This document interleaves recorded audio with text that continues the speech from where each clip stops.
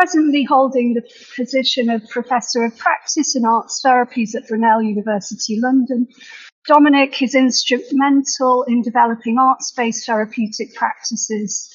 In addition, he serves as a consultant in art psychotherapies for CNWL NHS Foundation Trust, and he's a founding member and vice president for the European Federation of Art Therapy. Dominic's leadership extends beyond borders, fostering a collaborative and dynamic interdisciplinary terrain for art therapy on an international scale. Thank you so much, Anna. Very long introduction. But I appreciate it. So, it was a few years ago when the first ideas about this program sort of germinated when I was working in a healthcare context as a consultant in art therapies, and I still am. We have our first, for some of the second years, our first cohort with us will be qualifying very shortly. And so I feel some pride that we're coming to this stage now with you on this journey. And we've been to some of the highs and lows with us. The design of the program has been very much a collaborative process. Hopefully counts. So thank you for sort of being on this journey for students, first and foremost. I'm hugely grateful. So the other thing, I just want to thank the NHS for their support, and Brunel also for sponsoring the seminar series. So they've been hugely supportive for the arts and subject area. Liliana, of course, is leading the GML program. And in a way, it's interesting to think about this seminar rising when it does in this series,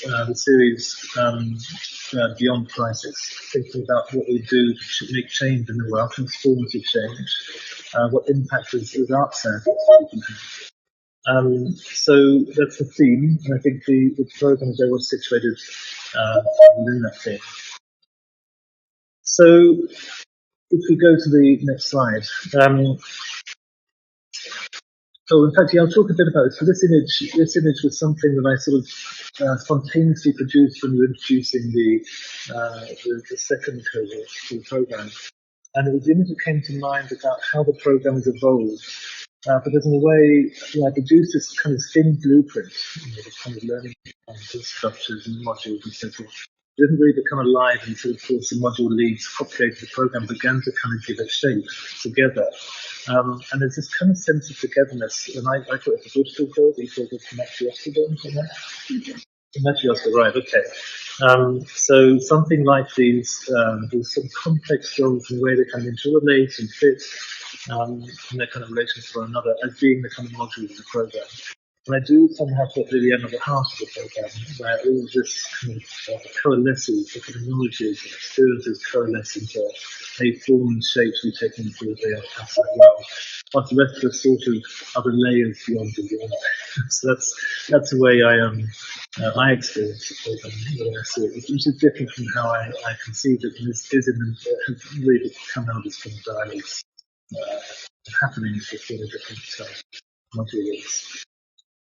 One of the things I'm really fascinated by about the program is it is transdisciplinary. It really tries to maintain, the kind of science and humanities, and most of the work on the arts within the program, and the kind of keeping this kind of dialogue between them.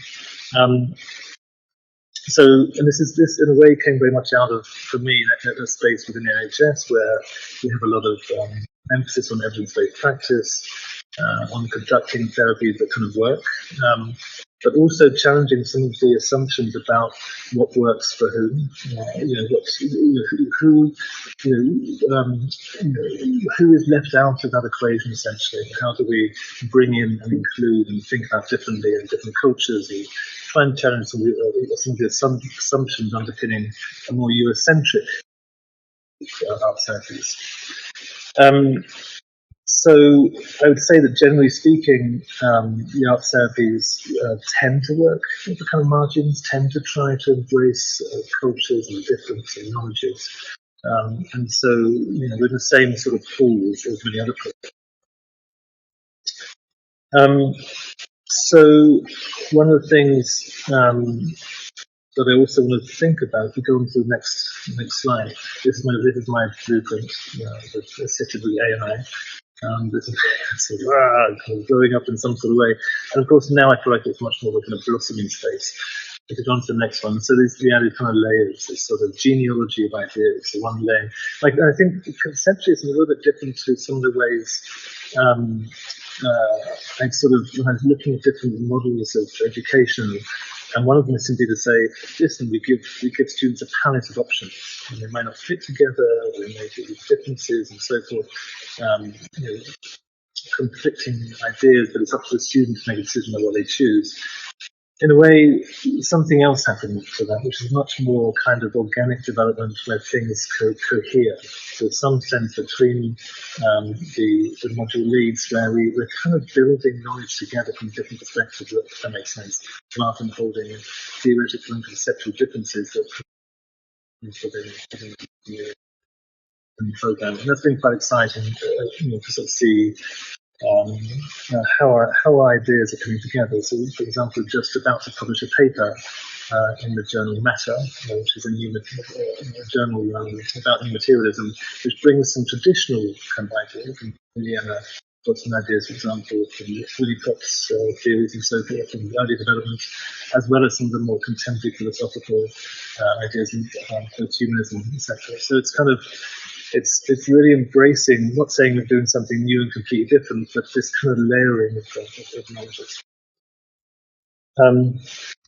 So saying the kind of the science, if you like, is very much embedded within the NHS, and when we see these are some of the kind of key members who kind of provide the framework, the organisational framework. At the time we have Professor Elliott on the far right, who is the head of department. She was very much an advocate for the arts, comes from a theatre background, so she loved the kind of theatre and play and contextual and social context.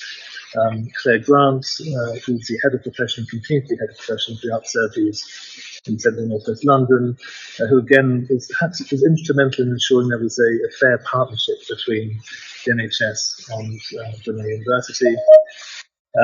Ryan Kemp, who's Director of Therapies, again, really advocating that this needed to happen. And so a lot of this is about really being inclusive. This is a strong emphasis from the NHS side that we need to be able to develop and discover new ways of engaging people who aren't traditionally engaging, who aren't. Go back to understand. Just to mention, Tom Bedrich is currently unwell. But so some are standing in for him. But again, he was highly instrumental, really pushed forward the idea of developing new programs in this area, the arts and subject matter. And Liliane, she's absolutely wonderful, as we know, and myself. So next. So and just to think a little bit about some of the early developments that have happened, to think about the transdisciplinary nature of working in a healthcare environment, which is evidence-based, control trials and so forth, with more nuanced sciences or nuanced approaches to kind of knowledges. This was a sort of transdisciplinary approach to thinking about how we support well-being for business users at Brunel University. And involved a number of different stakeholders, obviously including business, but also working with social work, working with the wellbeing department, really to begin to think about how we can embed creative approaches to teaching, so using arts of different modalities to support learning in business environments, about leadership, about being more transparent, about thinking about what kinds of sort of patterns of hierarchy are needed or aren't needed. And how arts can facilitate that depth of understanding and quite a personal, meaningful sort of level for some of the business students. So we published this about a year ago. It is called Developing a Logic Model to Support Creative Education and Wellbeing in Higher Education, published with Jasmine Cooper, who is the Wellbeing Lead for the Business School, and Shafina Anas, who is the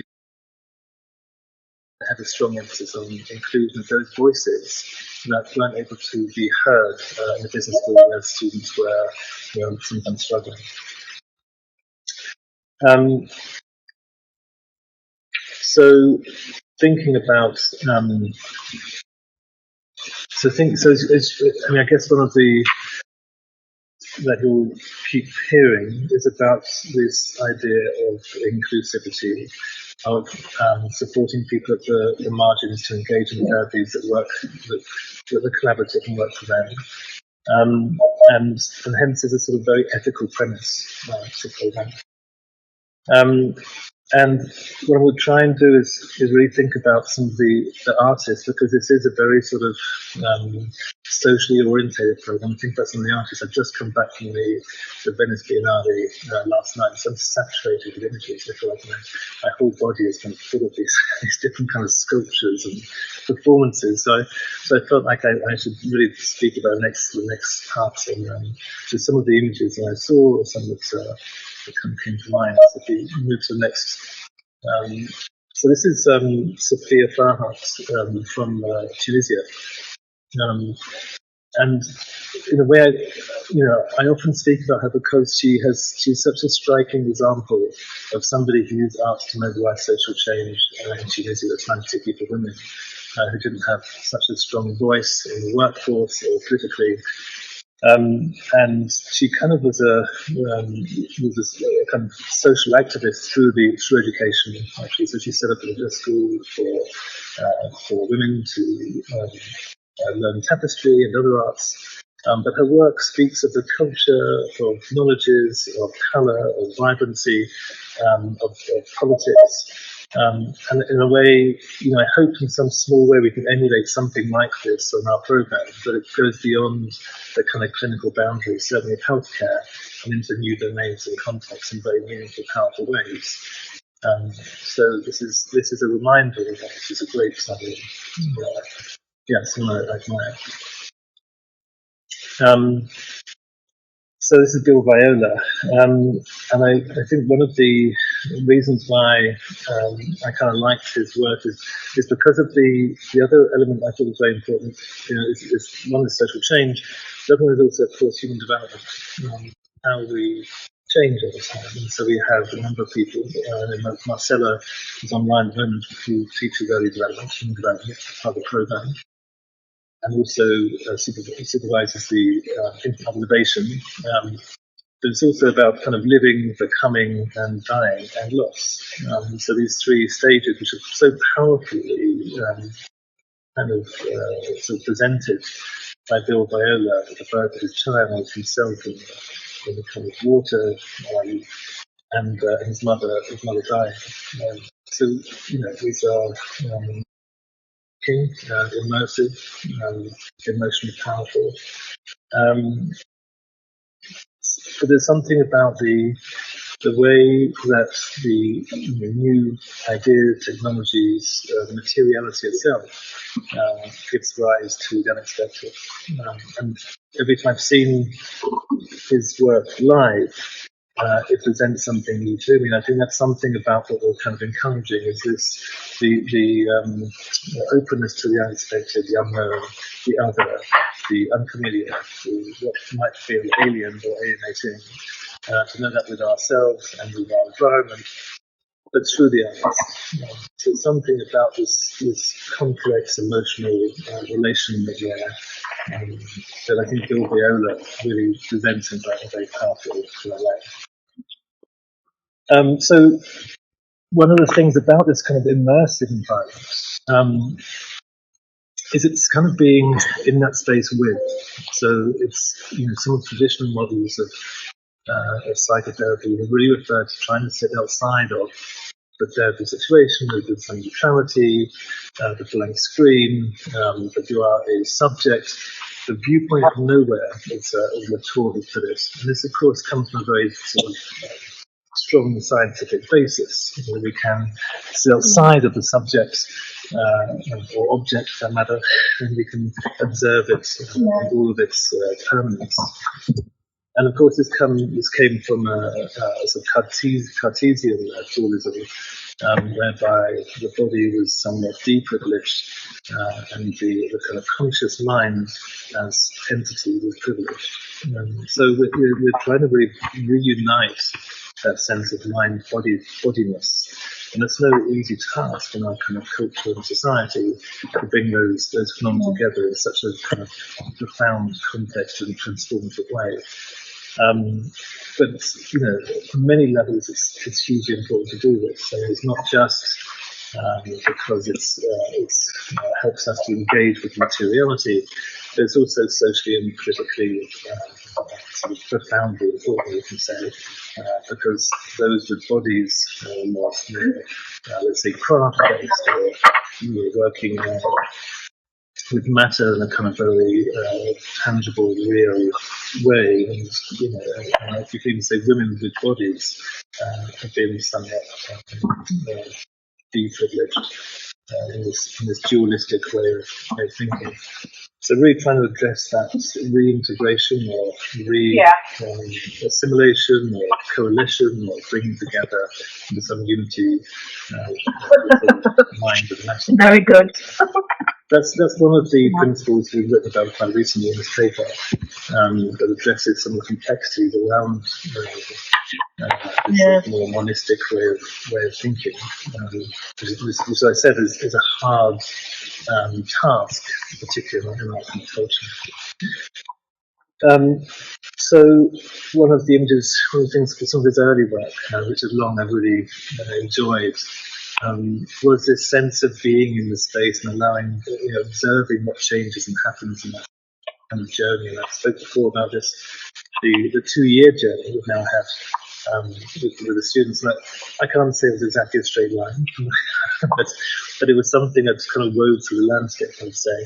But there is something about the trace of those steps that the students have created that are with us, really, in the kind of pathway that we can see. This is a walking a line in Peru.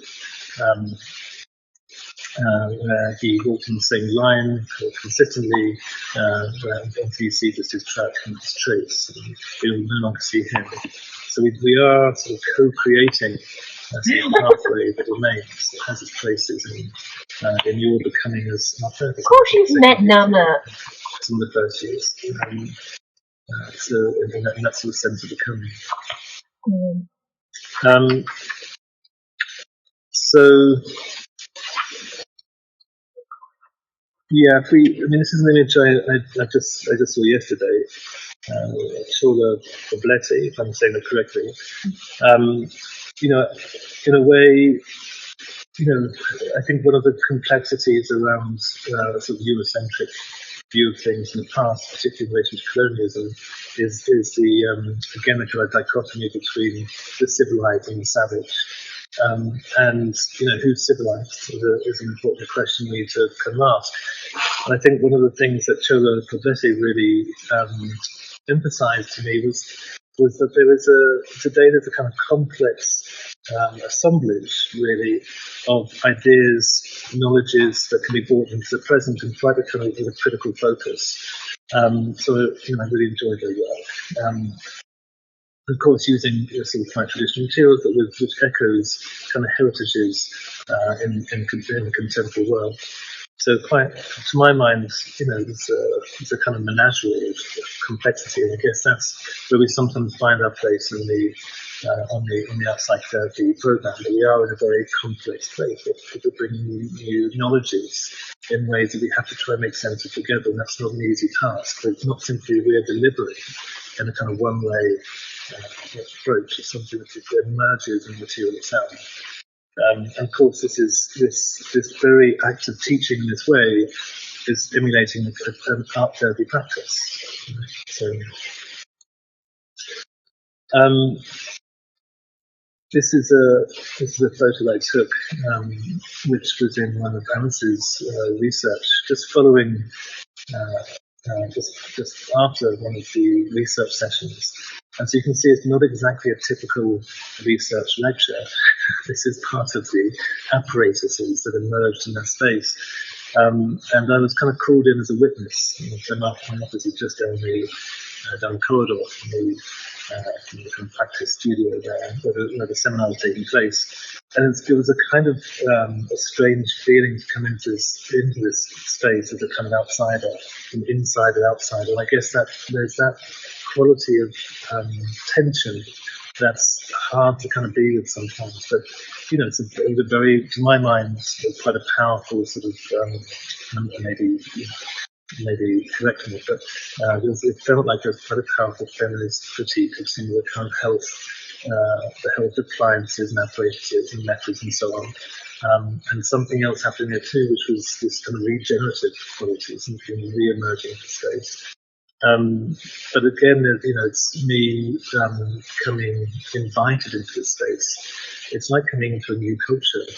It's kind of it was both exciting and hard to grapple with. And I'm interested. That's what fascinates me about the program. They said I started with a kind of blueprint. This is nothing like the blueprint I started off with. This is something like I couldn't dream of. So it's really exciting to see it develop in this way. But we have real social problems here, and discovering knowledges that make a difference, and empowering, giving voice, and seeing where the issues are and how to reach those people is kind of essential for the work we need to do now and in the future. And this is kind of horrendous news. 2.9 million children in deep poverty, not just poverty, but right now in the UK, in deep poverty where their food are scarce. So the older population, for the first time in I don't know how long, since 2014, are now increasing material hardship.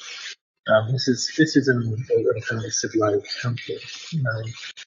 I have a strong conviction that if we really, with all integrity, authenticity, and care, we have in the world of art therapy, we can work more closely in socially oriented ways with some of these families and people to really help them, not just with the emotional struggle, but to have a voice within their context.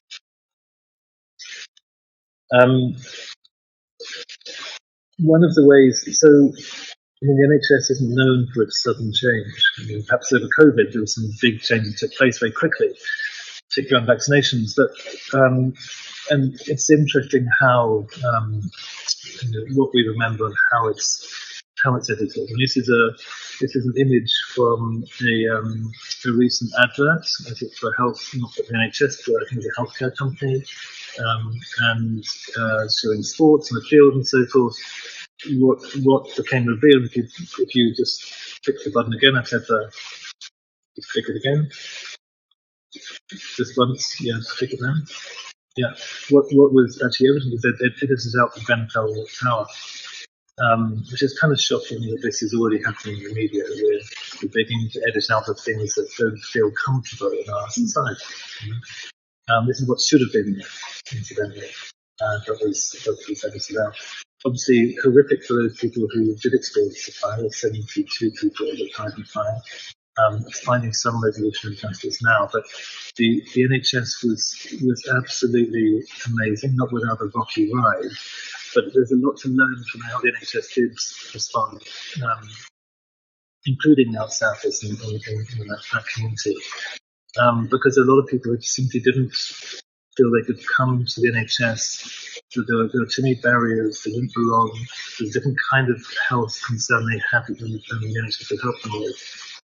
And so we had art therapists, counsellors, all sorts of people simply knocking on doors and saying, well, do you want to have a conversation about what's happening and what's going on? And this seemed like, kind of maybe an obvious thing to do, but actually it built the community up, and they began to connect, they began to feel like they had more voice, they accessed health services more readily. There's those kinds of It's that kind of work that the NHS can facilitate. It's not simply a kind of huge organisation with big barriers. It's also one that can respond to crisis in quite effective ways.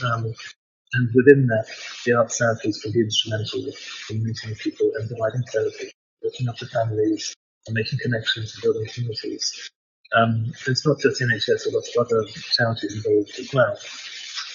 There's just something that I noticed about the swift change in how the NHS responded that I thought we need to take note of in terms of the kinds of communities we want to live in the future, and how we engage with our local communities, how our therapies, we don't stay in the clinical room, but we allow ourselves to find new spaces for people. Of course, there's a lot happening with eco-art therapy, for example, and there's a lot of interest for some of our students in different spaces that with therapy can be sort of co-created with. I'm going to wrap up fairly soon. I did want to, of course, mention our great-great-great-great-grandfather, Sigmund Freud, but particularly Dali's relationship with him, because they didn't get on, Dali and Freud. And I guess this is the other, this quality of tension between traditional psychoanalytic thinking and the kind of artistry that kind of the thinking about how images sort of give insight to less than conscious processes, let's say. And how this manifests and how we make sense of this. It has some of its own languages, which weren't really readily accepted early on by Freud and Jung took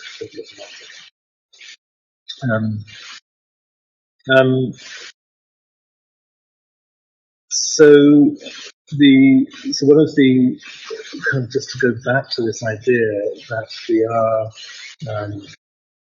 really sort of thinking about how we sort of bring in marginalised knowledges, that are not just respected but considered essential to bringing about societal change. Is intrinsic to changes, what we consider to be changes to the house. So in this way, we're moving away from the old sort of therapeutic adage of the therapeutic space being about learning social norms. Okay. And in the process, we aim to discover new contributions that could critique some very Eurocentric trigonomies. From this standpoint, it's essential program and maybe new nuanced emotional languages that can ignite social changes and let it scale to emotional affective discourses that we call art therapy practices as they are constructed in this context. Now, context is really important. If we just move on to the next slide. I've included this. I mean, this is a slide from Nick Fox, who's a social scientist. But he's reformulated a kind of coding system for a sort of text analysis, which I think is really fascinating because there's a lot there that is different from the usual sort of ways of coding. Because one of the things he brings into this kind of discourse is the kind of what we can call the agentive environment, the kind of the qualities of the environment that affect us in their own way. So kind of sort of a sense of co-constructing our environment. So I think it's very important that we don't think about our environments as having this kind of passivity or deadness or staticness until mobilized by us. So we become less sort of human-centric or less anthropocentric. And what kinds of new capacities develop in that space, sort of enhanced and restricted, what relations and qualities of relation confer. So these again, we just published a paper with this about it. That's the 9th edition of the matter that addresses some of these concepts. So that's, and of course, I won't too much about this, but the Abington, of course, with one of the pioneers, and I guess echoing something about the way that he was kind of curious and open up new possibilities and spaces. I think in the end there were 60,000 images made whilst he was in Heaven Hostelry. There's something about the kind of spaces for people to be and emerge and explore. And so very early sort of inklings of what could happen in new creative spaces. But just, yeah, to go back, I'm sort of weaving around this a little bit, just to go back to material vitalities. This Jane Bennett talked a lot about this, and I really encourage the students I do. One of the sessions I do in the first year is really on engaging with matter for what is becoming in that space. So how do we begin to build a sensitivity to vitalities of the materials in front of us? How they're composed, the textures, the shapes, the forms, the kind of liquidity, the viscosity, the kind of the matter that is happening.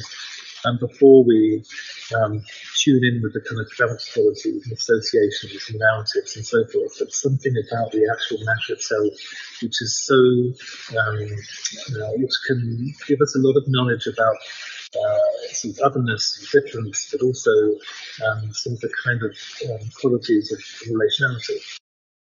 So the arts are very much, for this reason, a kind of rock cradle in the programme. So,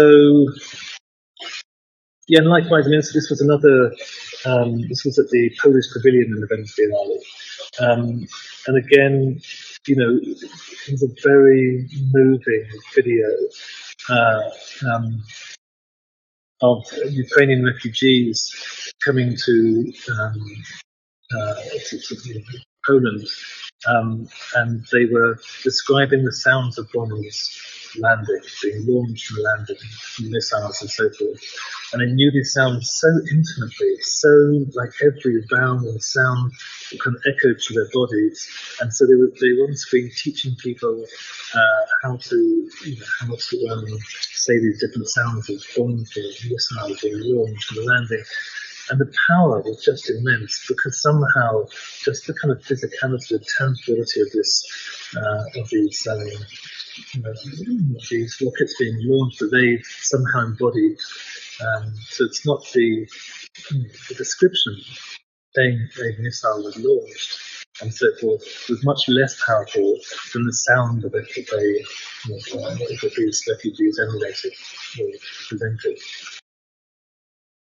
The other session I do, is with the second years, which is similar. We still focus on materiality and the kind of arts and so forth. We also look at some more dynamic coordination that sounds like feelings around it. And I think I'm going to stop it. I know I've probably gone over my time. I'm probably way off course here. So I'm going to say, just to reiterate how I've enjoyed seeing the programme evolve and change from what was originally conceived, and just how wonderful it is when you see people come together in this kind of way. So thank you, and that's all from me. So as we move on to the next section, and we have our module leads talking about the course, we have to remember today is about what happens in the space, and co-creating what remains with the vitalities of the materials. So year 2, you are invited to respond. It is a blank canvas. We have paints and and so feel free. So without further ado, I'm very happy to introduce our next speaker. Liliana Montoya de la Cruz is the program lead for the MA Art Psychotherapy at Brunel University. She is an art psychotherapist, visual artist, and art educator born in Colombia, and has lived most of her life in Europe between the UK, France, and Spain. In her clinical practice, she has worked with children and adolescents in schools and in social services with women victims of domestic abuse. More recently, she has worked in the humanitarian sector with the Red Pencil, implementing art therapy interventions for asylum seekers in refugee reception centres in Spain. Okay.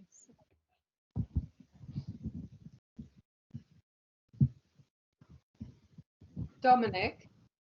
Great. Can I say something from online? Yeah, I think that's okay. Well, thank you very much, Alice, for introducing me, and welcome everyone.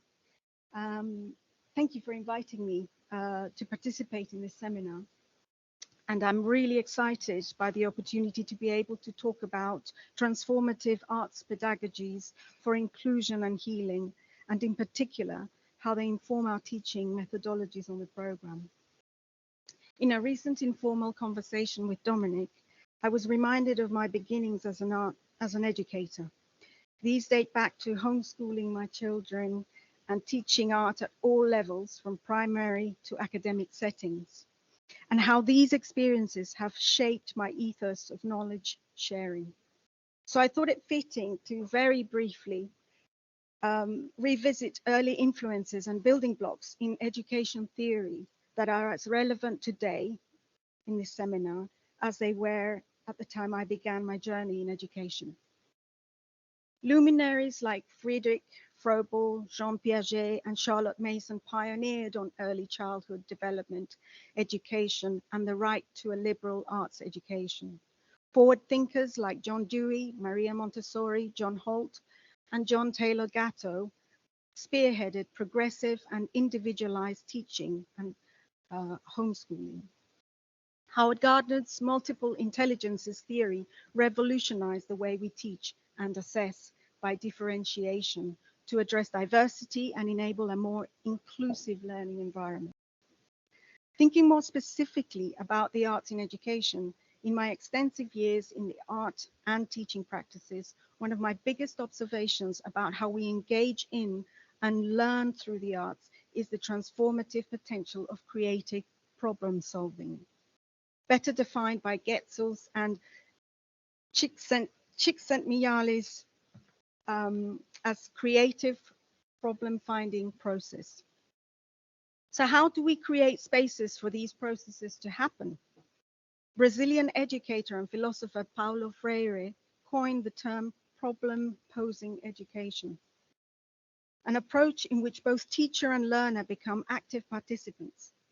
He proposed a space that encourages problem posing or finding, as it relies upon dialogue and critical consciousness, democratic teacher-student relationships, the co-creation of knowledge through interaction, and a curriculum grounded in students' interests and experiences. And of course, on the day after, which is today, we celebrated World Creativity and Innovation Day. I couldn't help but mention educationalist Robinson, who's shone a light on arts and creativity as an intrinsic part of education and described it as putting your imagination to work, to make things new, to make something new, to come up with new solutions to problems, even to think of new problems or questions. So these influences, along with my art therapy and visual arts practices, have informed my teaching of art psychotherapy, and in particular, the distinctive pedagogical approaches we employ in training, or signature pedagogies, to use a term coined by educational psychologist Lee Shulman. I like this term because it refers to the specific ways of teaching future practitioners of our profession that encourage trainees to do, think, and value what professionals in the field are doing, thinking, and valuing. It's a learning by doing approach where thinking and practicing are in direct conversation. According to the Delphi study conducted by Heather Lee in 2020 on the signature pedagogies for art psychotherapy, 3 main teaching methods were identified: experientials involving art materials, placements with supervision, and arts-based experiential learning, all of which are an integral part of every module in our program here at Brunel and which, of course, my colleagues will talk about in more detail. So how can arts-based signature pedagogies address inequalities and foster a more inclusive society? In order to attempt to answer this question, I have to first define what are arts-based pedagogies. The overall consensus is that they are teaching methodologies in which art forms are integrated with another subject matter to impact student learning. Arts-based pedagogy results in arts-based learning, which is when a student learns about a subject through arts processes, including but not limited to creating, responding, or performing. In order to understand what it is about arts-based pedagogies that makes them so effective in the learning process and so current for preparing students for contemporary practice in today's socio-economic and geopolitical landscape, let's look at two important features inherent to arts-based learning. The first one is productive ambiguity, or the ability to transform tensions that disrupt our current understandings into opportunities for personal growth. Influenced primarily by Dewey's description of aesthetic experiences and Csikszentmihalyi's, I always find it difficult to pronounce that, notion of flow, and describes how ambiguity becomes productive when our encounters with difference stimulate curiosity, imagination, and consideration of new possibilities and perspectives. The second feature of arts-based pedagogies is productive practices, and these are the learner's creations whilst engaged in learning, where understanding emerges through the processes of production, rather than the reproduction or reiteration of knowledge. This process of production engages the learner in an embodied, emotive, connective experience, a process of becoming through their efforts in production and creation.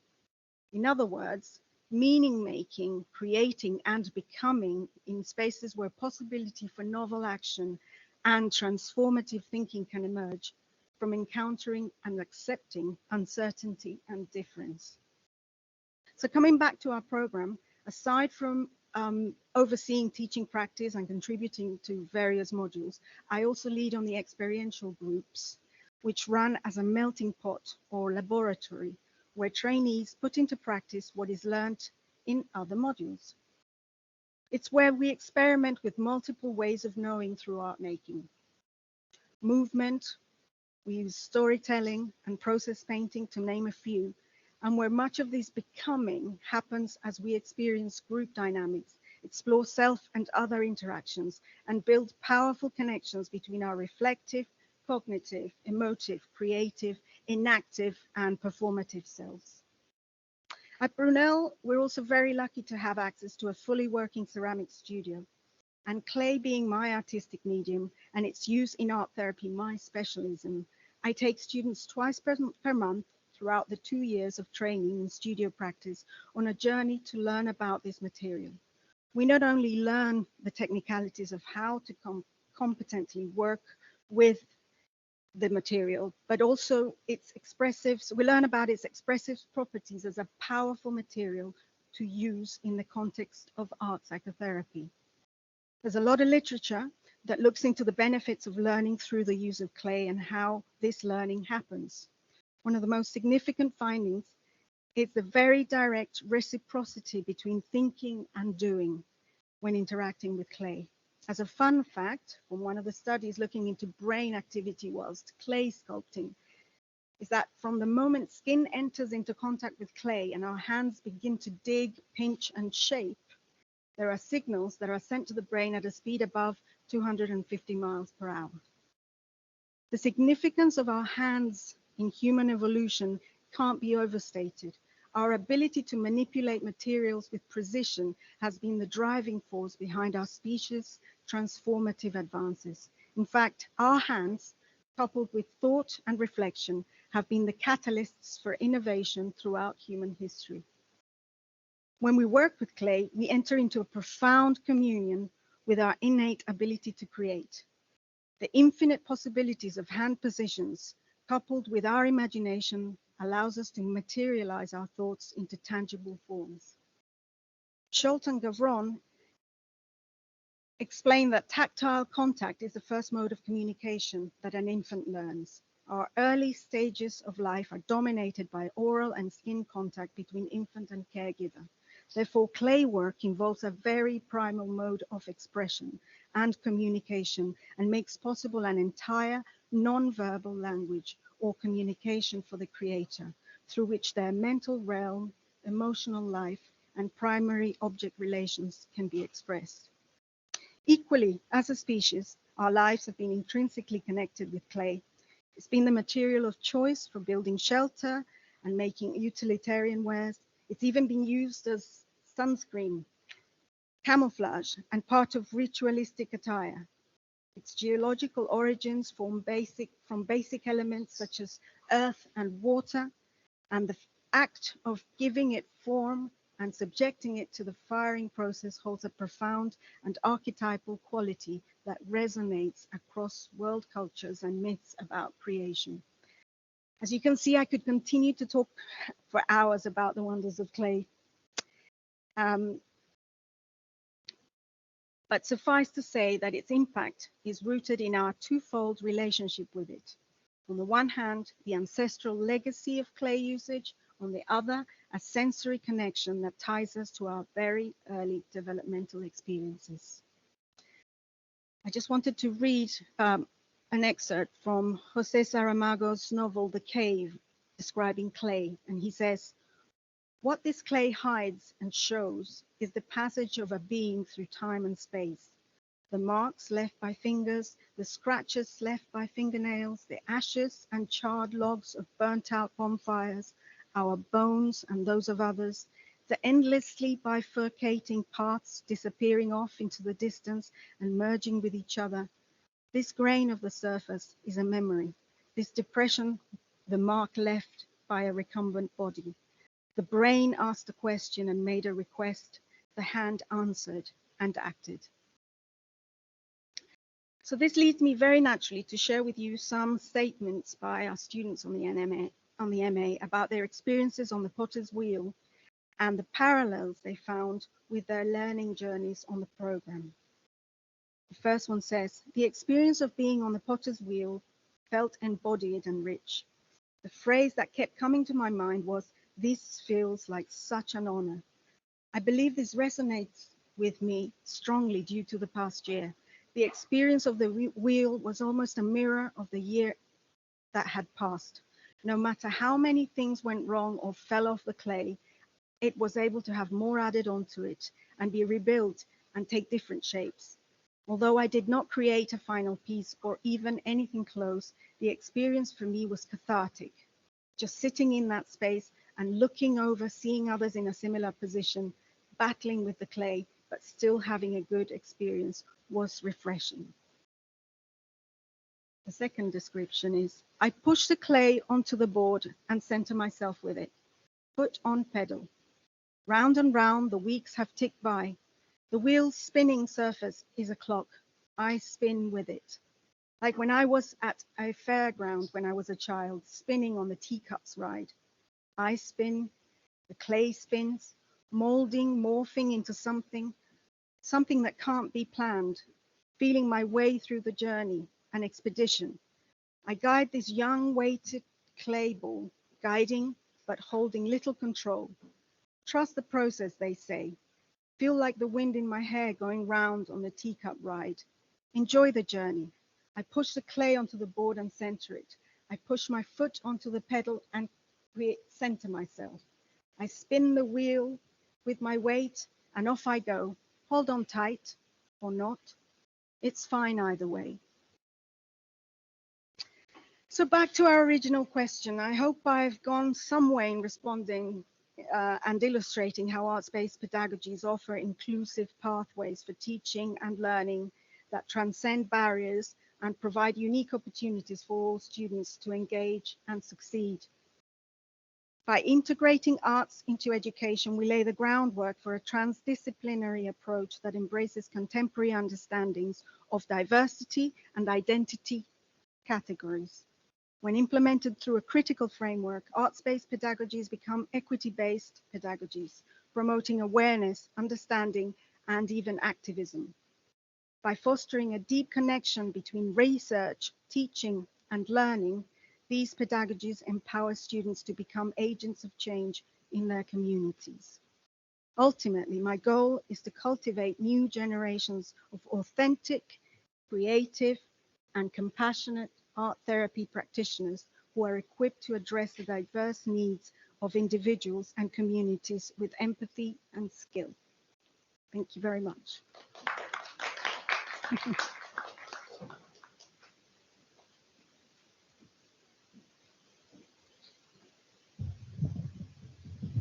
Thank you, Liliana. So I'm now very happy to introduce our next speaker, who's actually joining us from Lithuania today, who's online delivering a puppetry workshop, I believe. Daniel Stolfi is a UK-based drama therapist and medical anthropologist.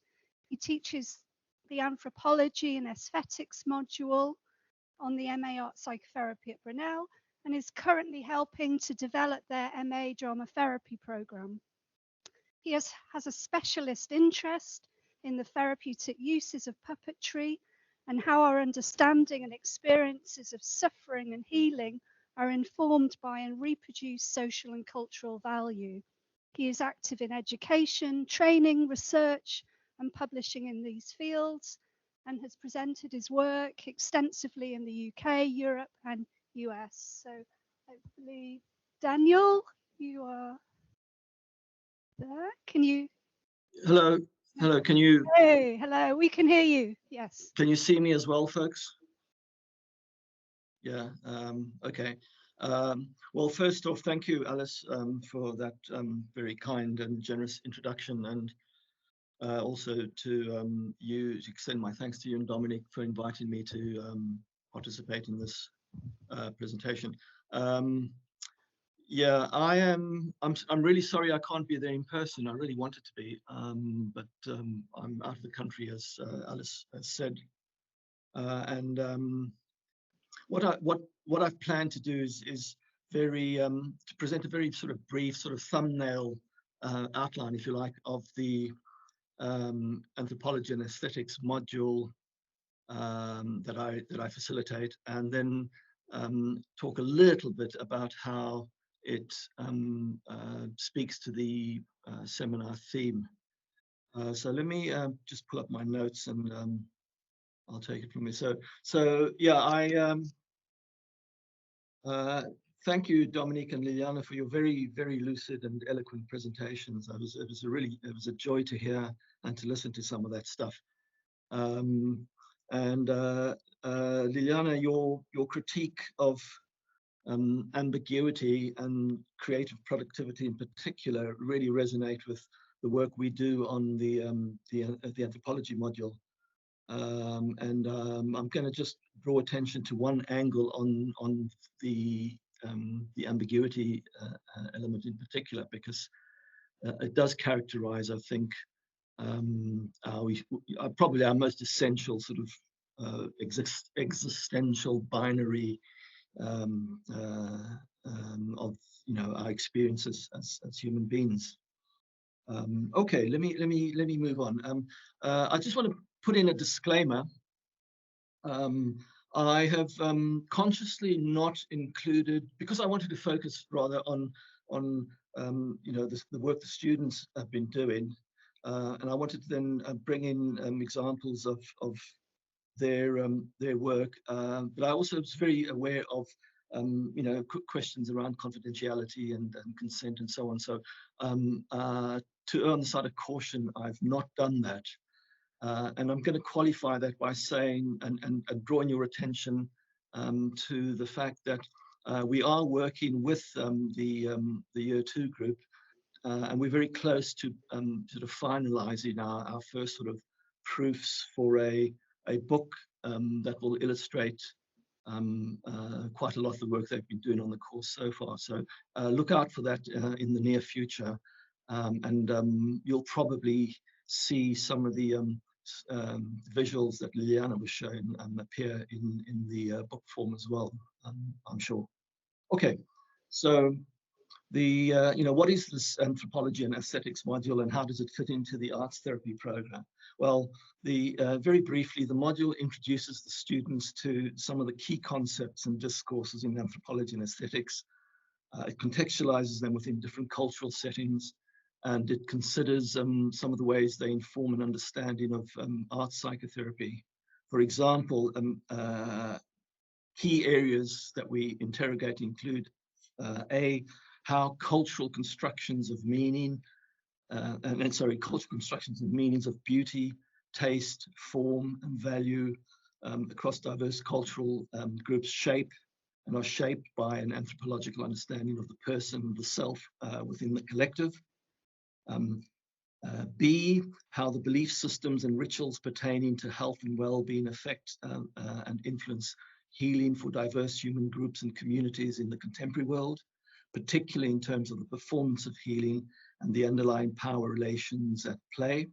And C, how these ideas and formulations receive expression through the visual, material, and performative traditions of and across different cultural groups. Structurally, the module, we look at the material from a broad chronological and comparative perspective, and examine the central themes conceptually and contextually. So, for example, we explore the anthropological origins and evidence of aesthetic expression through aspects of Paleolithic art, indigenous art, agency and the embodied self, cultural relativism, alterity, and the representation and the objectification of the other through art. From a methodological point of view, we take a hands-on constructivist and exploratory approach as much as possible, and adapt ethnography and phenomenology with experiential learning. And so, for example, we do so through ethnographic field exercises, museum visits, ethnographic performances, making cultural artifacts and objects inspired by specific cultural groups and areas across the world, such as Yupik masks from Alaska, navigation charts and stick maps from the Marshall Islands, ancient Peruvian or Inca quipus, sand drawings from Vanuatu, through to the more recent conceptualizations of the body that we see on, for example, Gunther van Hagen's body works, and his interesting work with plastination, I think is how he calls it. Yeah. How does all of this then speak to the seminar theme? Well, above all, the aim really is that it helps us frame questions about complex cross-cultural and global issues that challenge our construction of illness and healing, which we must accommodate equitably and ethically in our practices as therapists and students.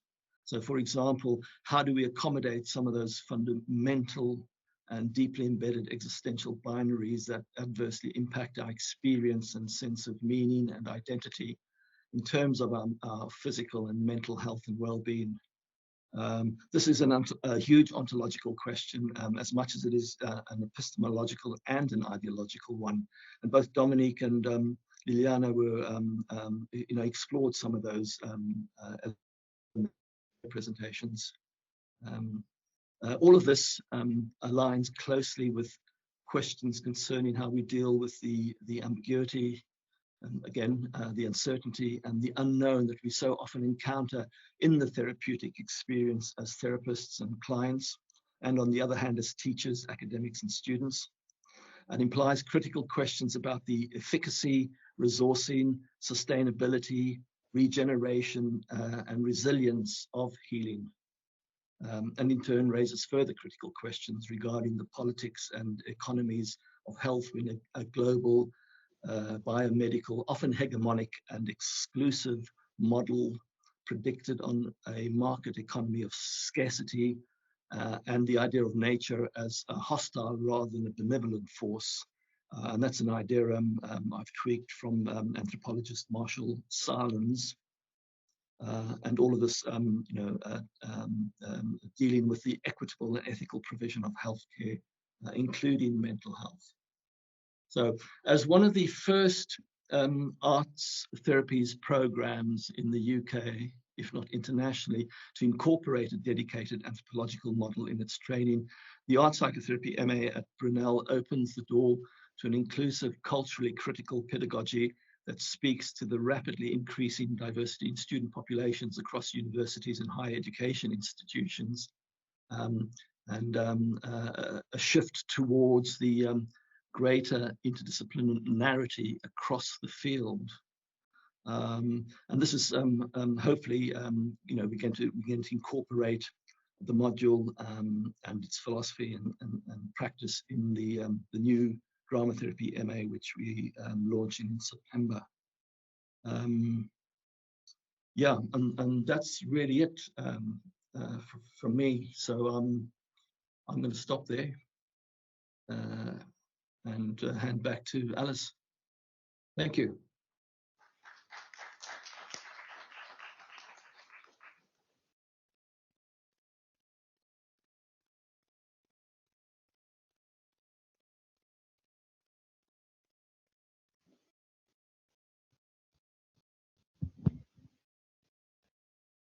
Okay, thank you so much, Daniel. That was wonderful for joining us. And okay, so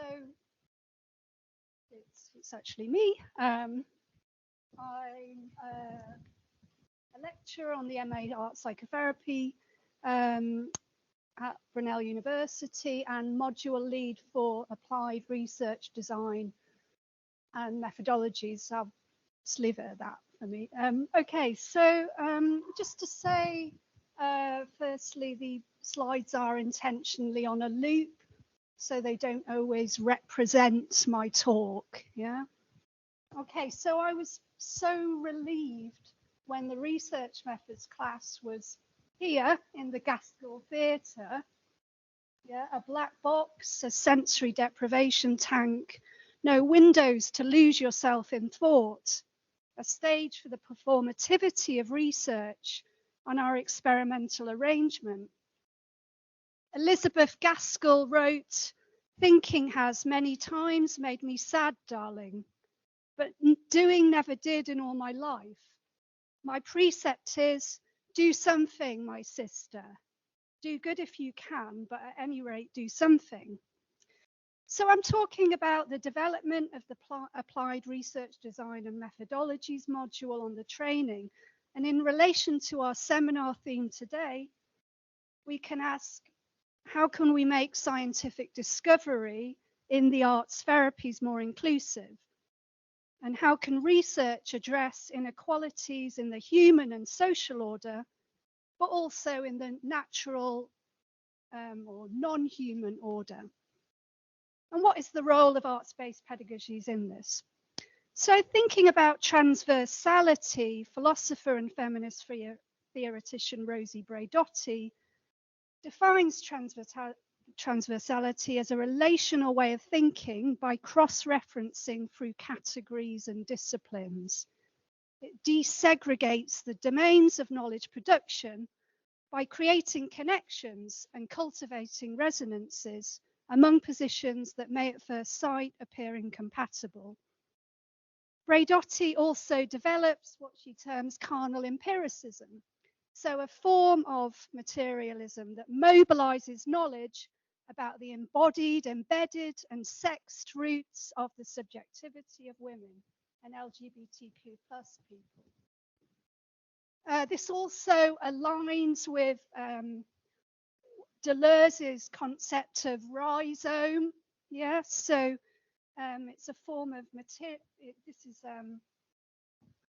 It's a kind of semiological or sign-making transversality, yeah, as opposed to arborescence, yeah, which kind of.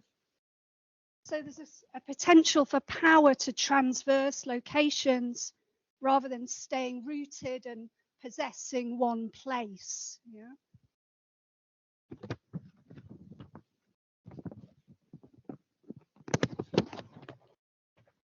Okay, so our broad ambition for the module has been an integration or inclusion of quantitative and qualitative methodologies through mixed methods, for example. So a basic philosophical idea, the universe can potentially be expressed or express itself in quanta and qualia. Quanta is an expression in numbers, qualia an expression in words or art, music, drama. Okay, my own training and research methods and that of my colleagues, I believe, was grounded in the case study, so an exploration of a given research object situated in the word. I love the word. Words are my bodycon, lycra, latex, rubber. They contour the real. I don't want to leave anything to the imagination. Cheap cuts. But what of the slippage between word and referent or thing? At times, my words are just too loose, too linen, too wool. My words disguised a multitude of sins or served as a seduction amidst the havoc played on the Oedipal stuff by the situated psychodynamic training. Dirty qualia. Words are a fabric of the sweatshop, fashion, social class distinction, just a question of taste. So developing the module along the lines of feminist new materialism is bound up in my own, say, socioeconomic, cisgendered version of femininity and its codes, white British, classless or without class, in thinking about embodiment, carnal knowledge, knowledge of the flesh. Can the number provide a closer fit? Integration of the number, quantitative methods and statistics requires thinking about measurement. What shall we measure? We want students to be a powerful future force in the healthcare economy. Pragmatic research traditions in healthcare, RCTs and outcome studies focus on particular measures, sets of psychological goods, for example, an improvement in global functioning, anxiety, depression. However, when psychological goods are bound up with economic principles, the good entails an often invisibilized morality. What's good for who? Or who are we getting better for? And by including one measure, what do we exclude? In their seminal text, Meeting the Universe Halfway, feminist theorist and physicist Karen Barad's agential realism critically examines measurement processes. Developing Niels Bohr's quantum theory and double slit experiments, light performs as a wave or as a particle according to the experimental arrangements. Measuring instruments contain their own energy, shattering the very substance of what they measure. Barad challenges the optical metaphor of reflection so central to humanist empirical models, proposing instead an optical model of diffraction. Quoting Donna Haraway, what we need is to make a difference in material semiotic apparatuses, to diffract the rays of technoscience so that we can get more promising interference patterns on the recording films of our lives and our bodies. Diffraction is an optical metaphor for the effort to make a difference in the world. For Barad, there is no strict boundary line between the laboratory and the rest of the world. Our research stamps an ethical footprint. So how do we engage students in research methodologies and these questions? The student research journey begins with the creation of a question, and students are instructed to go out on walks and bring back a found object. This is inspired by critical walking methodologies. And this found object begins an arts-based exploration and forms the basis for developing a research question. Is there something maybe about integrating a degree of random chance into the process of question development, but also within the creative process that furthers discovery beyond just sitting and thinking? The development of the module has been strongly influenced by feminist and queer theory, and these are theory sets that act as resistance against more normative moral values, so a way of expanding the field of discovery. There's been a predominantly female cohort, one female educator and one male educator for the module. So thinking about hysterical materialism as a method, contemporary hysteria, at least in the West, is nomadic in nature, an endless displacement along the chains of symptoms, the words in a sentence, a refusal to settle, love addiction and commitment phobia, the possibility for constant reinvention and renewal through different sexual or life partners, for example. The one is no longer the last lover on the list. There are many ones. Philosopher and feminist theory, Vicky Kirby, draws on the knowledge produced by more classic forms of hysteria. So Augustine, Jean-Michel Charcot's most famous patient in the Salpêtrière Hospital, was able to time and divide her hysterical performances into scenes, acts, tableau on cue with the click of a camera. However, this cheerful willingness to perform took its toll on her psyche, and she began to see everything in black and white. So we cannot exile the body from knowledge production.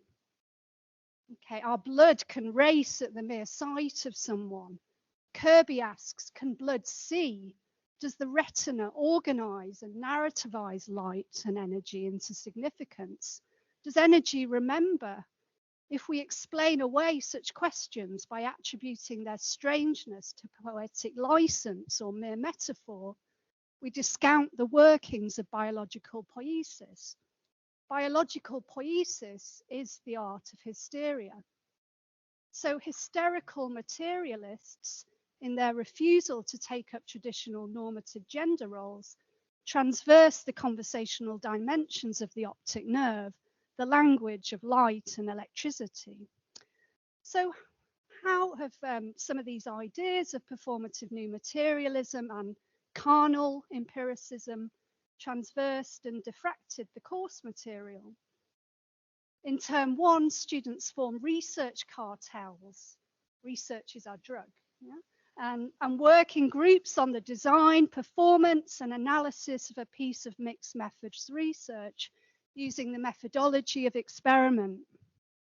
Cartel 1 explored the impact of two experimental conditions, with mirror or without mirror, in portrait making on self-esteem and self-image. Cartel 2 used this really innovative visual body mapping measure, which integrated aesthetic and quantitative elements to explore somatic responses to different musical genres. The data analysis is later carried out in terms 2 in a workshop, and the data are analysed using traditional tools of thematic analysis and SPSS software, but also through 3D art making, cross-stitch and embroidery. So analysis is performed rather than analysed through human reflective thinking. Students found that the art space to this was a way of integrating quant and qual. So art seems to perform a function of inclusivity, a suturing and stitching of different measures, a healing of division. Are art and mathematics compatible? What is the nature of their relationship? Narcissistic, a mirror, normative, a genital relationship, diffractive, transversal? Is there maybe a connection between art and maths in their shared unsayability? And by extension, are they more connected with nature than, say, verbal language? Kirby notes the transubstantiation or magical alchemy that allows mathematics to render different materials into completely foreign forms and values must surely make us ponder the ontology of mathematics itself. If mathematics is a language that refers only to itself, then how can it be so globally inclusive? How can it resonate with biological and chemical information, anticipate the discovery of distant suns and planets, assist in the deciphering of foreign literature, and inspire musicians to express themselves in new forms? Mathesis naturalis, Mathematics appears as a measured discipline practiced by nature itself, and humankind is displaced from its central position as the original author and reasoning calculator. So does mathematics contain a foundational hygiene that escapes the situated contaminations of human perception, motivation, and fallibility? Ancient male philosopher Plato's realism is a contemporary orthodoxy. Mathematical objects are considered mentally apprehensible without owing anything to human culture. They exist, are real, objective, and out there, and yet somehow escape any material, embodied, or sensory dimension. So for Platonists, there's a clear distinction between number and numerals, so like the spoken word and the written word. Mathematical writing, with its diverse historical and cultural representations, is perceived as a neutral and inert medium for describing a given prior reality, such as that of a number, to which it is essentially and irremediably posterior. The mathematician and philosopher Brian Rotman, a speech writing split operates within mathematical representation, a discrimination that disguises mathematics as a writing practice.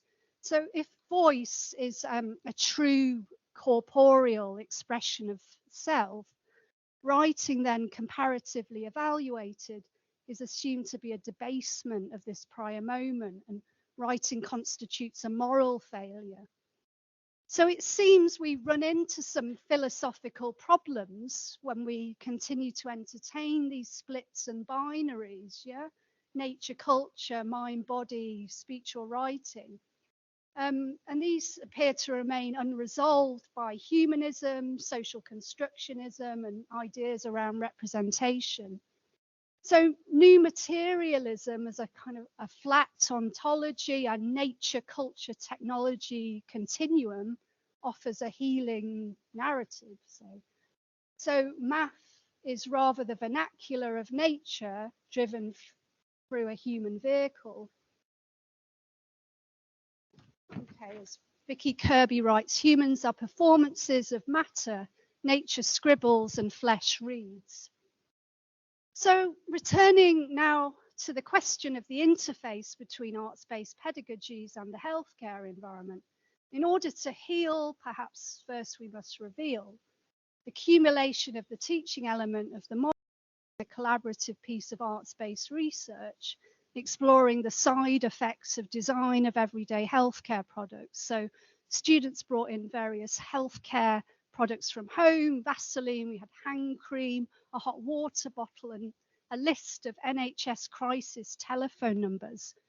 And data were analysed using installation assemblage with a found object. It was the slide that Dominic showed earlier. And we had some cheap fabrics from Walthamstow Fabric Mile and a CPR mannequin.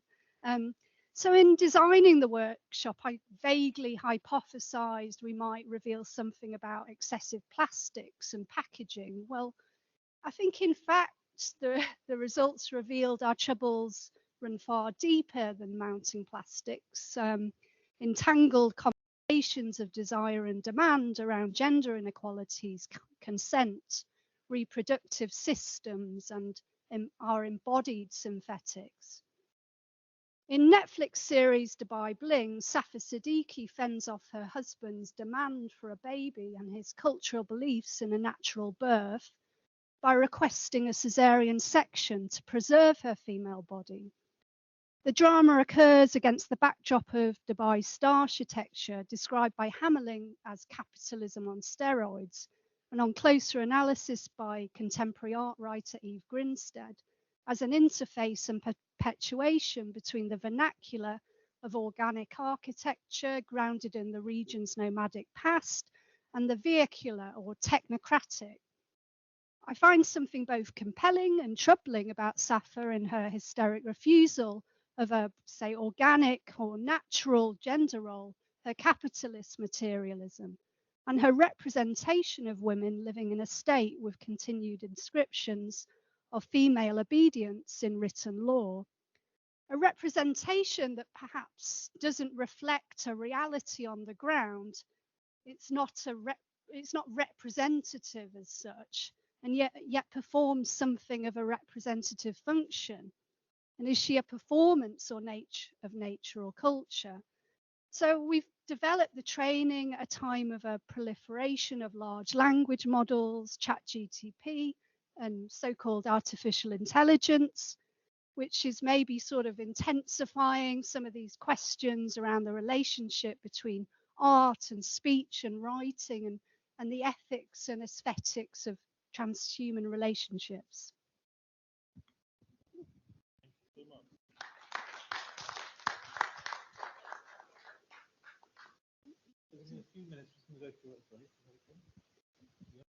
Yeah, we have run quite over, so what should we do?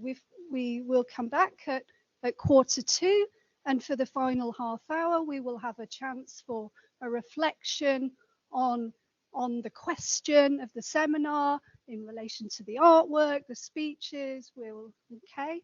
So just to say one thing, that Liliana, Alice and Daniel are all leading modules, but we also have other module leads as well in the NHS. So we have Jorge Camarina, Jill Locke, Katie Dunn, leading interprofessional practice care. Okay, yeah. So thinking about interprofessional contexts and how we work in them, as well as Jorge, who leads on arts and health, particularly with an NHS focus. Marcella is also online. She's joining us for the discussion. Okay, great. That's super. Is there anybody I've missed? No, you don't think so? Okay. No. Okay, great. So, so you've seen some dimensions of the program, but hopefully you got a sense that somehow these different kinds of perspectives and ways of practicing are kind of embodied within each module and fit together. So there's a kind of sense of relationality between each module, but also each embodying quite distinctly their approach. So we're going to have a break as refreshments, and we'll be back in 15 minutes. Okay. So for part 2, we return to our question again. How can arts-based pedagogies address inequalities, trauma, and foster a more inclusive society? So we would like to invite you, the audience, and the MA Year 2 students who are doing this wonderful painting through the talk, yeah, and also our online audience to join us in talking about this question. Okay, so. I'm so intrigued. I'm so drawn to the images. All this action took place whilst you were speaking, Alice and Liliana. And I would love to sort of kind of know a bit about what was happening there, or your worlds in that space, and because so I don't know if the students would like to speak about their experience, or about the image, or both.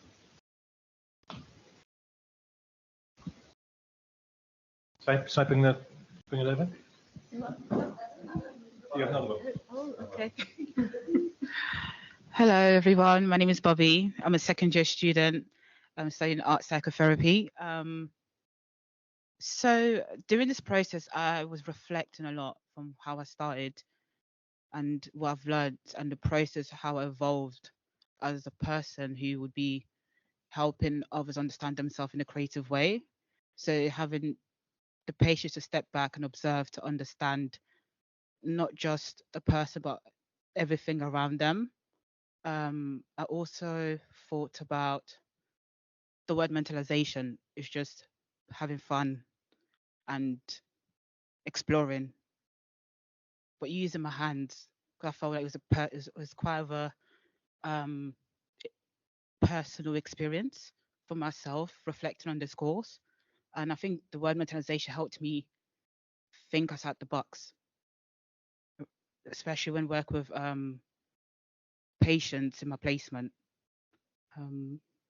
Yes, so this will be, yeah. Thank you. Shall we ask questions or just... Does anybody else on the second you want to speak as well? Thank you so much, Bobby. I suppose reflecting upon the piece now, well, I speak for myself, we see a lot of growth coming from the piece.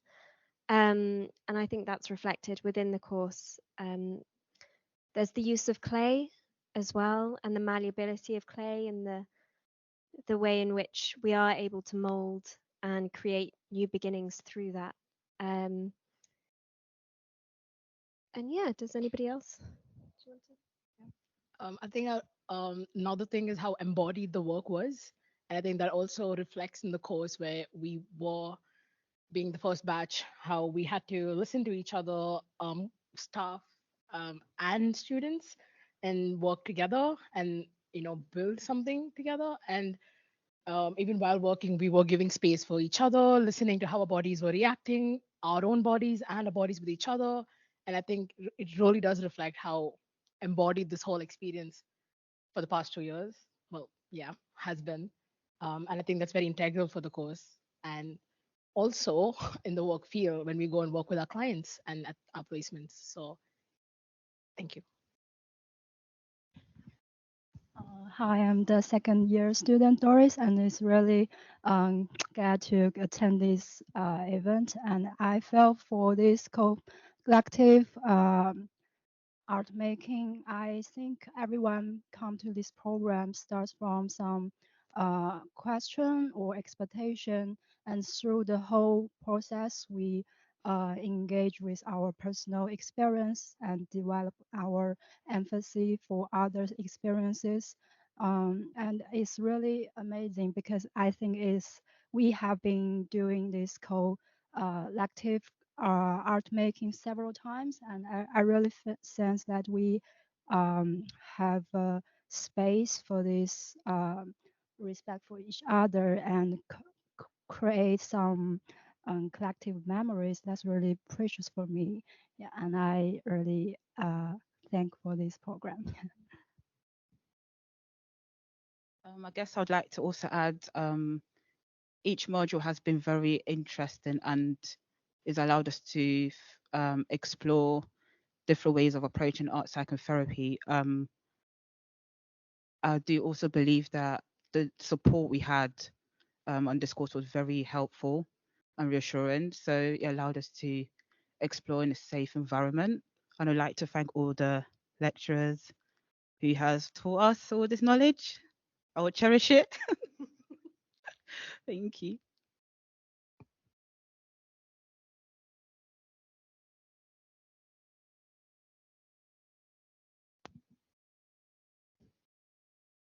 Okay, so we've got a little bit of time, about 20 minutes or so, is that right, Alice? Yeah, so for sort of discussion, questions, I know Marcella had, yeah. Hello, good afternoon, good evening, everyone. Can you hear me okay? Yes. Yes, okay. Yeah, hello. It's really nice to say a little hello to everybody who's in the room, but also people who are online.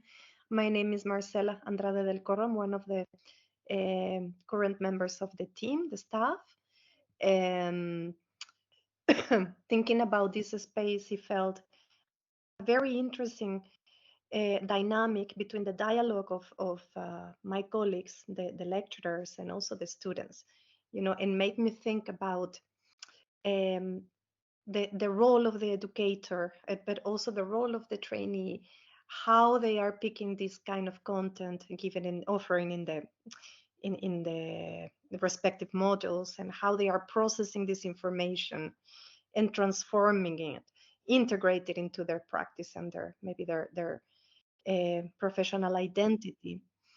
If you allow me, I would like to just give a little reflection about this dynamic. One of the modules that I lead is based on child and infant observation. And being in this space online today, I was the observer, of course, listening the content, but also observing what was going on in the capacity that I was able to. And if you allow me, I have a very, just a little reflection that I want to give you folks.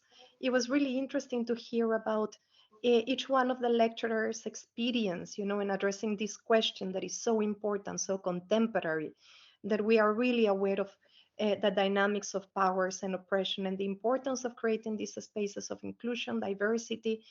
And when Liliana was speaking about the clay, I noticed a tactile element more present in the movements and the strokes and the contact with the paint that felt maybe that was evoking something in the nature of what Liliana offers. And also when Daniel was speaking, maybe I could sense maybe not necessarily symbols, but something that perhaps depicts the diversity of the cultures that you include in the content. And also when Alice was speaking in this very creative and rhizomatic way of thinking, that everybody was kind of standing and maybe holding in what she the cage, the black cage, that was so interesting.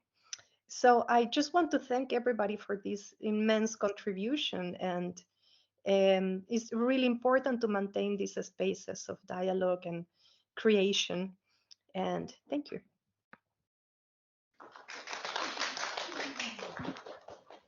I just thought maybe for the benefit of those online, I might just take the camera so that you can see the image, because it's quite remarkable. There's a lot going on, I could say. So it's yeah.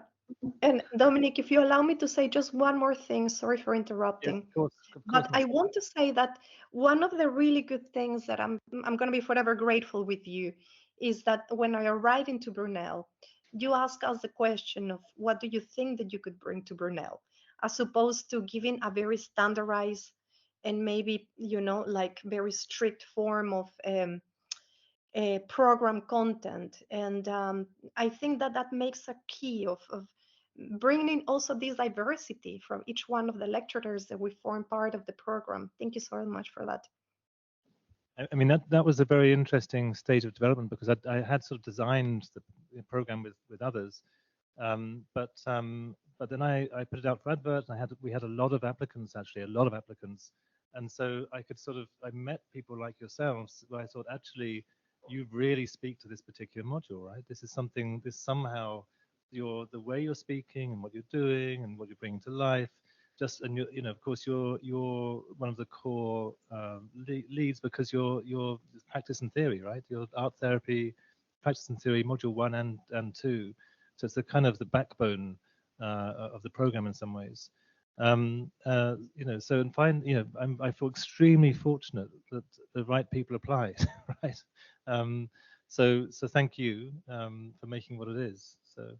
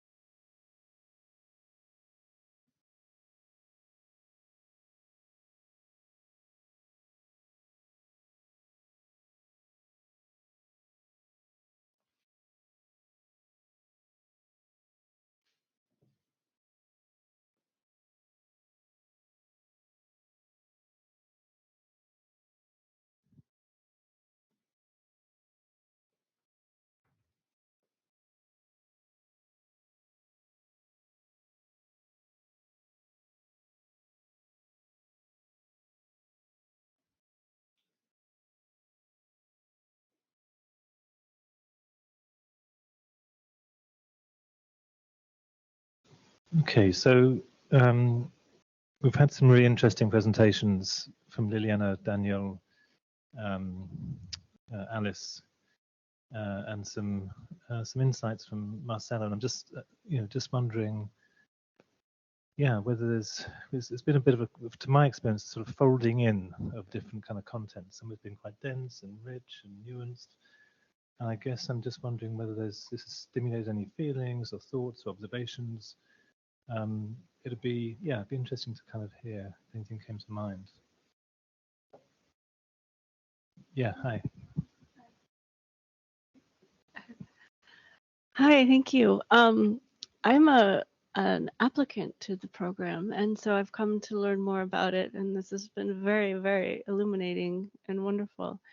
But I noticed my own reaction to watching the students do the artwork, and they're all dressed very beautifully, and I was worrying about them getting paint on their clothes and seeing them get paint on their hands, and the way they moved about each other very carefully and respectfully, and reflecting myself on my own feelings about that. I'm thinking, this is messy work, and these students have grown comfortable enough with that messiness by now to be able to move with that, and I haven't, and I'm like, oh no, they're gonna get something on their skirt, or so and that just struck me as just an observation. I don't know what to say about it if anyone else wants to comment. I was kind of feeling a little bit like, wow, there's a little confidence in just getting your hands in it, because we supplied all these paint brushes and things they can use to kind of apply the paint and so on. And pretty quickly the paintbrushes disappeared, and I was thinking the same. Wow, they're getting really into this, right? It's like, yeah. So, but I get that. Yeah, I think it's fair to say that there's a lot of personal development and development of confidence and discovery of each other, and there's a lot of shared spaces, and I think, and lots of very sort of touching, intimate moments. And so I guess some of that probably is felt and observed. There is a kind of messiness, and there have been tricky moments. There's been tricky times. But there's something about the safety within which, I think somebody said something about the safety within you can create, within which that can happen. So, things could have happened. People knew things could have happened where, people slipped up or paint and so forth. But it's kind of, it'll be okay. So, is that right? Is that fair to say this? Yeah? Okay. All right. I've got some Can notes, I add one last thing? Is after that experience, I was also offered a blob of clay, and I've now gotten my hands covered in clay, so I've gotten a little more comfortable with that as well. So. Welcome. Thank you. Daniel, you have your hand up. Would you? Yeah. Can you unmute yourself? No, we can't hear you. Yeah. Open your microphone. Hello. Yeah. Thanks, Alice. Thank you. The two reflections I'd like to add into the mix. The first is how interesting it was, and what a pleasure it was. Given all the conversations and that we have as a team, and all the preparation and the planning and the logistics and the admin and the headaches and what have you, to see and listen to your presentations and see you sort of perform, all of you perform, Dominic, Liliana, Alice, from the perspective of this evening's event. It was just wonderful and great pleasure. So I just wanted to flag that up. And then the second thing is to express my, working with the students both, in the first year and in the second year on my module. First off, what an honor and a privilege to work with these wonderful people and these young minds and their exploration and their enthusiasms and inspiration. And the one thing that perhaps was maybe inherent in some of the things we saw this evening in the pictures and some of the things that were implied possibly in the presentations, but was never really made that explicit, I don't think, is the actual in the moment joy of doing the work that I've found, you know, with my module, you know, that I feel is a very important sort of transcendent element of the work that we do, that is very, in many ways, possibly very elusive and difficult to capture and pin down. And maybe it takes moments like you know, this kind of reflection to just remind us of it. So I just wanted to flag that up as well, that this, you know, there is that other sort of magical stuff happening just sort of in the peripheral vision there, that sort of seems to kick in when you're actually doing the work in the moment. And so that was the other you know, wonderful experience I had of being involved with this project. So yeah, just to put that out there. So thank you.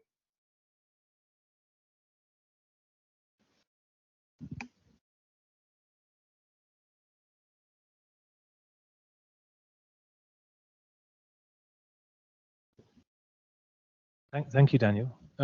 There's somebody, I think Jonah wants to say something. Hello, I'm Jonah. I am a therapist working for CNWL in camps.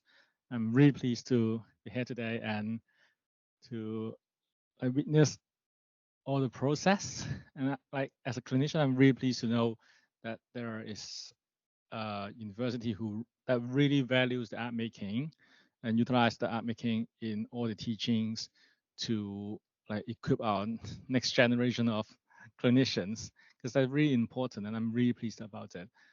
And I know it's a little bit of a huge question, and I really apologize if it would take a lot of our time, or it might be too complex to be discussed here. But if you don't mind, could you like just explain a little bit more about how like the art-based pedagogy can like acts as the backbone of the whole curriculum to encounter or tackle like inequalities in the big picture?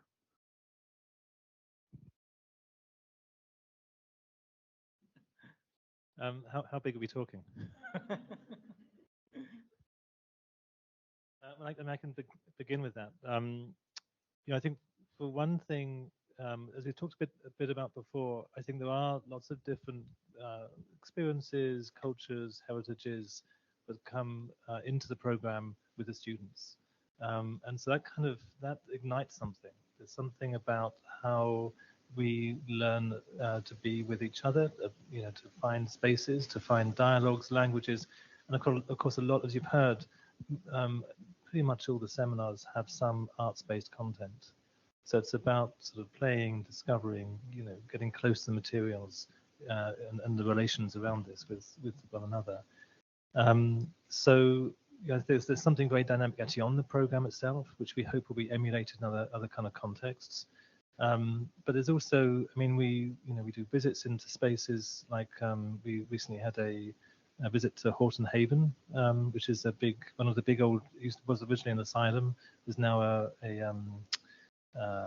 rehabilitation service sort of complex, and it gives as kind of insiders, outsiders, witnesses, kind of they're invited into that space to try and make sense of their experience, but with clinicians, you know, so the directors, heads of services, nurses, OTs are completely open and available with our kind of support for the students to be able to have conversations and discussions, as well as you know, sort of service users who are kind of mingling and around and part of the kind of in the mix. So it's a different kind of social structure where people are interested in learning together, whether, you know, across professions, across, you know, sort of patient therapist kind of boundaries. So it's those kinds of experiences that we introduce people to.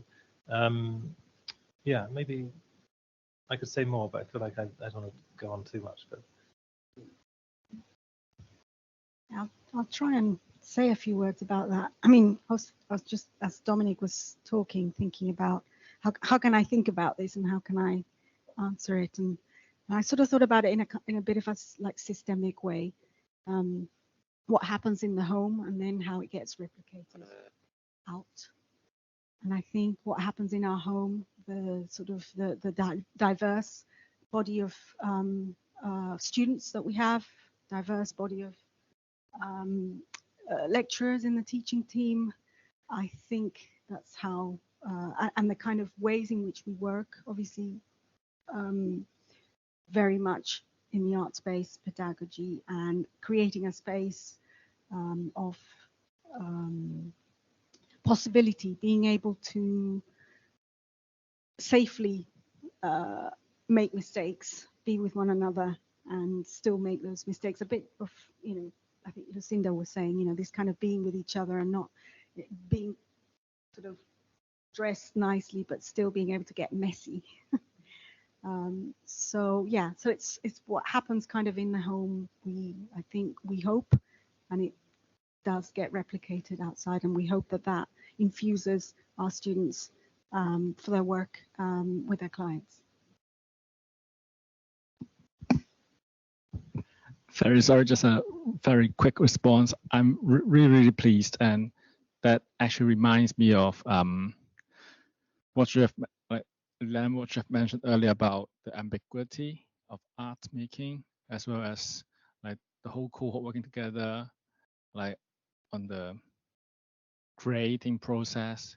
At the same time, what Dominic you just mentioned about, it's not just making, but the witnessing of it, the witnessing of the beauty that happens around people.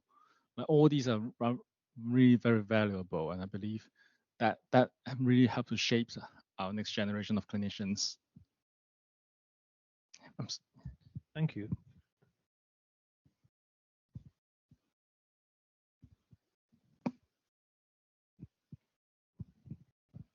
Sorry. So I just had a question. I don't know if this is happening or not. It's just a question. While you're doing the art therapy techniques, somehow the healing happens in you as well. I was wondering, when you're going through this healing journey as a group, each person, they have their own individual journey. Do you, as the other person who is aware of this, we cannot say like it's a illness or like a lack that the other person has in themselves, would you be aware of that? Or it doesn't happen like that? You're defining this kind of relation in a particular kind of way, but I think it might be better to ask the students, because that's, But I'm sure you will understand. Yeah, well, but I'm wondering if, because what you're saying is there is some sense of growth Yes. on the program, and maybe some kind of healing takes place. But you're wondering how are we in this space with them, and what happens? Yes, as an observer from outside, watching your friend doing the same techniques that you use in your meetings and in your practices, how that affects you, and how does that affect your relationship? Yes, because I come from a design background. I was an art therapist, but then at the end I came and combined them together. In design, it happens that perspective, and you have that a similar perspective, you get close with each other. But I was wondering, is that happening with the process of art making with each other for a long time that you're spending with each other? Can you feel it? Oh, yeah, no. Hello. I don't think it's on. Okay. Sorry. So as a student, I think like one of the most lovely like moments I experienced personally, I think was last year when we had a like a music like that experience with a PhD student at Brunel. So like she was outside of the group, and we as a group had already like spent a year together, and having like outside perspective commenting thing, like we as a group, the student, like the cohort actually like kind of think together, because when we were like saying something, it's just naturally like she like commented that like she feels like we really are like a united group. And I think that was like a moment I realized like like kind of like without noticing that, like have developed like some connection among the classmates. And then the second year we did have experienced, like we did have like new experience that kind of like reassured that connection. And I think part of it's kind of like also looking at the image today, I heard a lot of comments saying about like how we are like working with each other quite like flawlessly. That's just because we have done that like so many times. And I personally think like I feel really comfortable work among my peers. We never really have to, like when we were drawing together or painting together, now we don't really have to ask like if we can like paint together or if I can use your paint or something like that. So it's kind of like something happen like naturally. Yeah, so yeah, something. Yeah, do you, Yeah, just to add to that, it's an attunement that we've built over the time. And we have our own experiential groups where we're able to express our emotions in a therapeutic way, even if it's not therapy. So we are able to open up as much as we want with no pressure. And we understand that going through this course, it brings up difficulties, and we'll work through it as a group. And that's always reassuring. Yeah. Amazing. Thank you for sharing. Okay, so sorry, you made me think of Lacan with the lack, and sorry, I'm going to mention Lacan at the end because Lacan likes abrupt endings, but I just think there's a really beautiful way to end with what Ruby and Alexandria just said together: attunement over time and united as a group. Thank you so much to everyone. Thank you to our online audience, and we will see you at the next one. Just to say, also thank you to Jenny Danoop, who's online, who's one of the coordinators, and Atefa, who's here today doing the IT, and Dan, who's also doing the IT, and Atefa is also doing the coordination now. So thank you to Atefa and Jenny Danoop and Dan.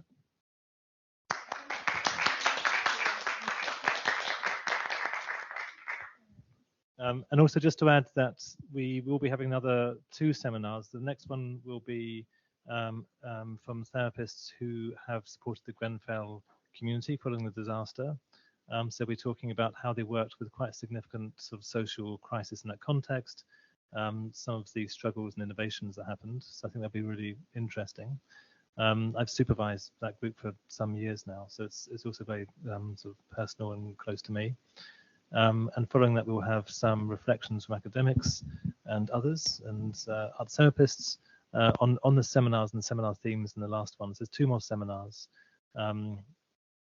I think it'll be the 2nd of July and the 16th of July. So if you want to put that in your diaries, we hope you'll be able to make it. Is that right, Atefa?